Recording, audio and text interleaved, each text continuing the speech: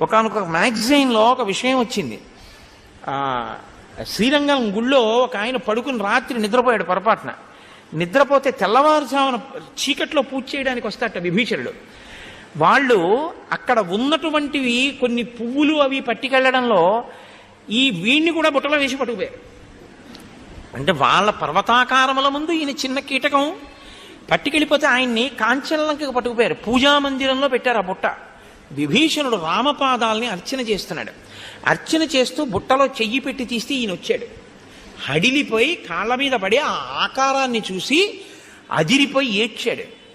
పొరపాటున వచ్చావు కాబట్టి నిన్ను విడిచిపెడుతున్నానని మళ్ళీ రాక్షసులకిచ్చి శ్రీరంగంలో దింపేశారని అతను తన అనుభవాన్ని వివరించినటువంటి గాథ పడిందోసారి ఒక మ్యాగజైన్లో.